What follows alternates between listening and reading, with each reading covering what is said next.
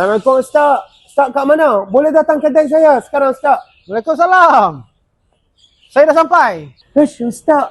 Capai sampai. Pakai ilmu apa Ustaz? Tak perlu tahu. Ilmu saya tinggi.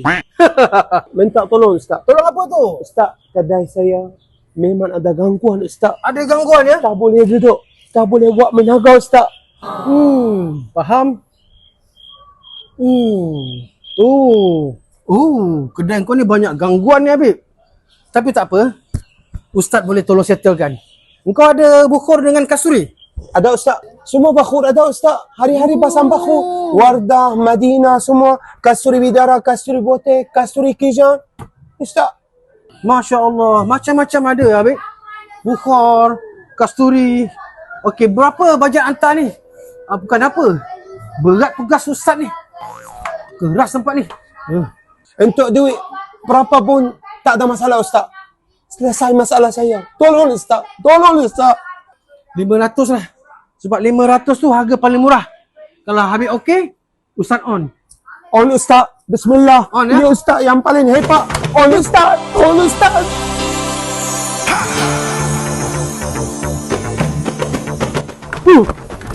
Habib. Kedai you ni tak ada pasang surah-surah ke? Ada Ustaz. Ada? Ada hari-hari. Pagi malam Ustaz. Habib, Ustaz rasa macam tak puas hati lah Habib. Cuba Habib tanya staff-staff Habib ni. Saya pasang surat-surat hari-hari ya. Pasang bos. Betul? Betul. Ya Ustaz. Pasang hari-hari Ustaz. Memang betul Habib. Ada yang tak kena Habib. Kita tengok CCTV. Ada CCTV kan? Ada? Lepas you balik, tengok apa diorang buat. Baik Ustaz, saya buka sekarang. Tapi hari-hari kita pasang ar-ruqyah syar'iyyah, cuci kedai hari-hari.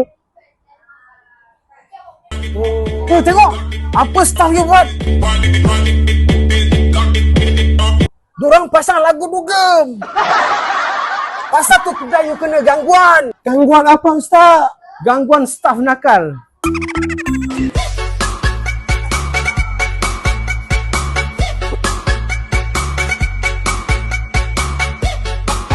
Guys, Masya Allah guys, ini bukhur moden. Tak perlu arang Yang ini satu lagi, luban.